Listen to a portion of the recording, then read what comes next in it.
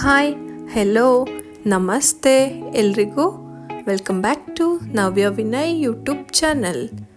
ಇವತ್ತಿನ ವಿಡಿಯೋದಲ್ಲಿ ನಾನು ಮೆಕ್ಡೊನಾಲ್ಡ್ಸಲ್ಲಿ ಸಿಗೋ ಥರ ಚಿಕನ್ ಬರ್ಗರನ್ನು ಮನೆಯಲ್ಲೇ ಮಾಡೋದನ್ನು ತೋರಿಸ್ತಾ ಇದ್ದೀನಿ. ಅದಕ್ಕೂ ಮುಂಚೆ ನೀವಿನ್ನೂ ನನ್ನ ಚಾನಲ್ನ ಸಬ್ಸ್ಕ್ರೈಬ್ ಆಗಿಲ್ಲ ಅಂದರೆ ಸಬ್ಸ್ಕ್ರೈಬ್ ಮಾಡೋದನ್ನು ಮರಿಬೇಡಿ. ಈಗ ಒಂದು ಜಾರ್ಗೆ 1/4 kg ಬೋನ್ಲೆಸ್ ಚಿಕನನ್ನು ಹಾಕ್ತಾಯಿದ್ದೀನಿ. ಈ ಚಿಕನನ್ನು ನಾನು ಮೊದಲೇ ವಾಶ್ ಮಾಡಿ ಸಣ್ಣದಾಗಿ ಪೀಸ್ ಮಾಡಿ ಇಟ್ಕೊಂಡಿದ್ದೆ. ಈಗ ಸಣ್ಣದಾಗಿ ಕಟ್ ಮಾಡ್ಕೊಂಡಿರುವ ಈರುಳ್ಳಿಯನ್ನು ಸ್ವಲ್ಪ ಹಾಕ್ತಾಯಿದ್ದೀನಿ. ಜೊತೆಗೆ ಕೊತ್ತಂಬರಿ ಸೊಪ್ಪು ಮತ್ತು ಧನಿಯಾ ಪುಡಿ ಸ್ವಲ್ಪ, ಖಾರದ ಪುಡಿ ಸ್ವಲ್ಪ. ನಾನು ಮೈಲ್ಡಾಗಿ ಮಾಡ್ತಾ ಇರೋದು, ಹಾಗಾಗಿ ಖಾರ ಎಲ್ಲ ಸ್ವಲ್ಪ ಹಾಕ್ತಾಯಿದ್ದೀನಿ. ನೀವು ಬೇಕಿದ್ರೆ ಸ್ವಲ್ಪ ಜಾಸ್ತಿನೇ ಹಾಕ್ಕೋಬೋದು. ಈಗ ಅದರ ಜೊತೆ ಸ್ವಲ್ಪ ಗರಂ ಮಸಾಲೆಯನ್ನು ಹಾಕ್ತಾಯಿದ್ದೀನಿ ಮತ್ತು ರುಚಿಗೆ ತಕ್ಕಷ್ಟು ಉಪ್ಪನ್ನು ಸೇರಿಸ್ತಾ ಇದ್ದೀನಿ. ಅರ್ಧ ಸ್ಪೂನಷ್ಟು ಶುಂಠಿ ಬೆಳ್ಳುಳ್ಳಿ ಪೇಸ್ಟನ್ನು ಹಾಕಿದ್ದೀನಿ ಮತ್ತು ಚಿಟಿಕೆ ಅರಿಶಿನ ಪುಡಿಯನ್ನು ಸೇರಿಸ್ತಾ ಇದ್ದೀನಿ. ಈಗ ಇದನ್ನು ಸ್ವಲ್ಪ ತರಿಯಾಗಿ ಇರಲಿ, ಮಿಕ್ಸಿ ಮಾಡ್ಕೊಳ್ಳೋಣ. ಇದನ್ನು ತಿನ್ನುವಾಗ ಚಿಕನ್ ಹಾಗೆ ಸಣ್ಣ ಪೀಸ್ ಆಗಿ ಬಾಯಿಗೆ ಸಿಗ್ತಾ ಇದ್ರೆ ಇನ್ನೂ ರುಚಿ ತುಂಬ ಚೆನ್ನಾಗಿರುತ್ತೆ. ಈಗ ಮಿಕ್ಸಿ ಆಗಿದೆ. ಈಗ ಅದನ್ನು ಒಂದು ಬೌಲ್ಗೆ ಶಿಫ್ಟ್ ಮಾಡ್ಕೊತಾ ಇದ್ದೀನಿ.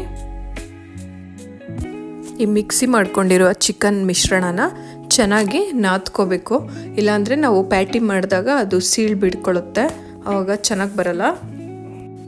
ಪ್ಯಾಟಿ ಮಾಡುವಾಗ ನಿಮಗೆ ಶೇಪ್ಸ್ ನೀಟಾಗಿ ಬರ್ತಾ ಇಲ್ಲ ಅಂದರೆ ಸ್ವಲ್ಪ ಕಡಲೆ ಪುಡಿಯನ್ನು ಅಥವಾ ಕಾರ್ನ್ಫ್ಲೋರನ್ನು ನೀವು ಯೂಸ್ ಮಾಡ್ಕೋಬೋದು. ಈಗ ಒಂದು ತವಾಗೆ 1 ಕ್ಯೂಬ್ ಬೆಣ್ಣೆಯನ್ನು ಹಾಕ್ತಾಯಿದ್ದೀನಿ. ಅದನ್ನು ಹಂಚ ಮೇಲೆ ಪೂರ್ತಿಯಾಗಿ ರಬ್ ಮಾಡಬೇಕು.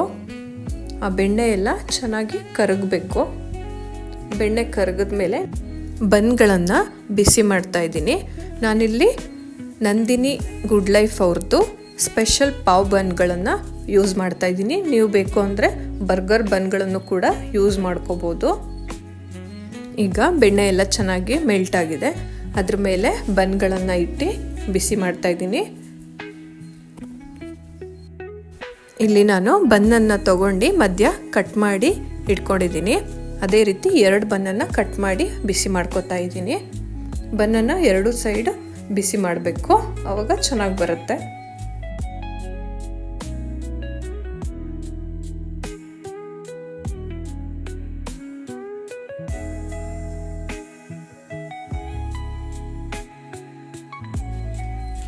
ಈಗ ಬನ್ನೆಲ್ಲ ಚೆನ್ನಾಗಿ ಬಿಸಿಯಾಗಿದೆ.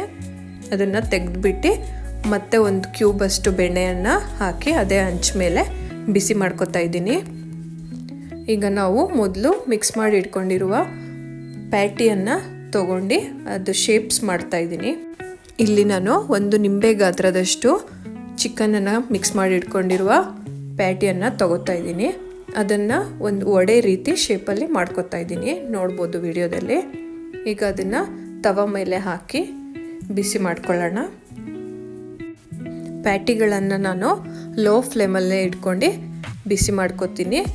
ಒಂದೇ ಸಲ ಹೈ ಫ್ಲೇಮ್ ಇಟ್ಬಿಟ್ರೆ ಮೇಲೆಲ್ಲ ಸೀದ್ ಬಿಡುತ್ತೆ, ಒಳಗೇನು ಬೆಂದಿರೋದಿಲ್ಲ. ಹಾಗಾಗಿ ಲೋ ಫ್ಲೇಮಲ್ಲಿ ಇಟ್ಟು ಬೇಯಿಸೋದ್ರಿಂದ ಒಳಗಡೆನೂ ನೀಟಾಗಿ ಬೆಂದಿರುತ್ತೆ.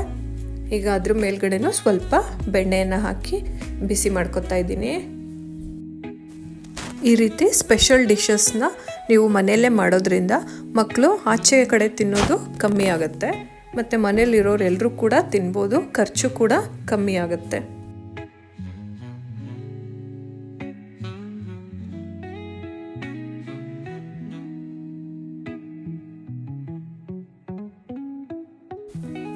ಈಗ ಪ್ಯಾಟಿ ಎಲ್ಲ ಚೆನ್ನಾಗಿ ಬೆಂದಿದೆ, ರೆಡಿಯಾಗಿದೆ. ಈಗ ಅದ್ರ ಮೇಲೆ ನಾನು ಸ್ಲೈಸ್ ಚೀಸನ್ನು ಹಾಕೋತಾ ಇದ್ದೀನಿ. ಚೀಸ್ ಎಲ್ಲ ಚೆನ್ನಾಗಿ ಮೆಲ್ಟ್ ಆಗಬೇಕು, ಹಾಗಾಗಿ ನಾನು ಅದಕ್ಕೆ ಒಂದು ಪ್ಲೇಟನ್ನು ಮುಚ್ತಾ ಇದ್ದೀನಿ. ಚೀಸ್ ಎಲ್ಲ ಬೇಗ ಮೆಲ್ಟ್ ಆಗಿಬಿಡುತ್ತೆ, 1 or 2 minutes ಇದ್ದರೆ ಸಾಕು. ವಾವ್, ನೋಡಿ ಎಷ್ಟು ಚೆನ್ನಾಗಿ ಮೆಲ್ಟ್ ಆಗಿದೆ. ಇದನ್ನು ಹಾಗೆ ಕೂಡ ತಿನ್ಬೋದು. ಈಗ ಬರ್ಗರ್ಗೆ ಬ್ರೆಡ್ಡನ್ನು ರೆಡಿ ಮಾಡ್ಕೊಳ್ಳೋಣ. ಇಲ್ಲಿ ನಾನು 3 ಪೀಸ್ ಬ್ರೆಡ್ಗಳನ್ನು ತೊಗೊಂಡಿದ್ದೀನಿ. ಅದ್ರ ಮೇಲೆ ಸ್ಲೈಸ್ ರೀತಿ ಕಟ್ ಮಾಡ್ಕೊಂಡಿರುವ ಈರುಳ್ಳಿ ಮತ್ತು ಟೊಮ್ಯಾಟೊವನ್ನು ಹಾಕ್ತಾ ಇದ್ದೀನಿ. ಮತ್ತು ಅದ್ರ ಮೇಲೆ ಚೀಸ್ ಸಾಸನ್ನು ಸ್ಪ್ರೆಡ್ ಮಾಡ್ತಾ ಇದ್ದೀನಿ.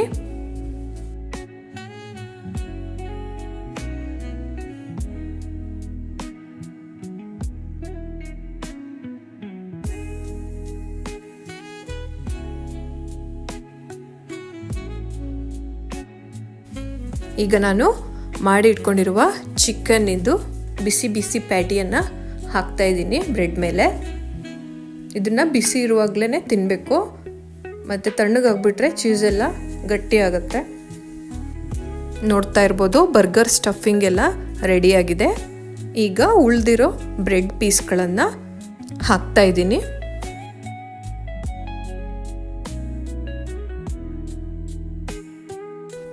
ಬರ್ಗರ್ನ ಸ್ಟಫಿಂಗ್ ಎಲ್ಲ ಆಚೆ ಈಚೆ ಆಗಬಾರ್ದು ಅನ್ನೋದಕ್ಕೆ ಈ ರೀತಿ ಟೂತ್ ಪಿಕ್ಕನ್ನು ಬ್ರೆಡ್ಡಿನ ಮಧ್ಯಭಾಗದಲ್ಲಿ ಹಾಕ್ತಾಯಿದ್ದೀನಿ. ಮೆಕ್ಡೊನಾಲ್ಡ್ಸಲ್ಲಿ ಸಿಗುವಂತಹ ಚಿಕನ್ ಬರ್ಗರ್ ಮನೆಯಲ್ಲೇ ಮಾಡಿ ಸಿದ್ಧವಾಗಿದೆ. ಈ ವಿಡಿಯೋ ನಿಮಗೆ ಇಷ್ಟ ಆಗಿದ್ದರೆ ಲೈಕ್ ಮಾಡಿ, ಶೇರ್ ಮಾಡಿ ಮತ್ತು ಈ ರೆಸಿಪಿಯನ್ನು ನೀವು ಮನೆಯಲ್ಲಿ ಟ್ರೈ ಮಾಡಿ ಹೇಗೆ ಬಂತು ಅಂತ ಕಮೆಂಟ್ ಮೂಲಕ ತಿಳಿಸಿ. Bye bye. See you in the next video.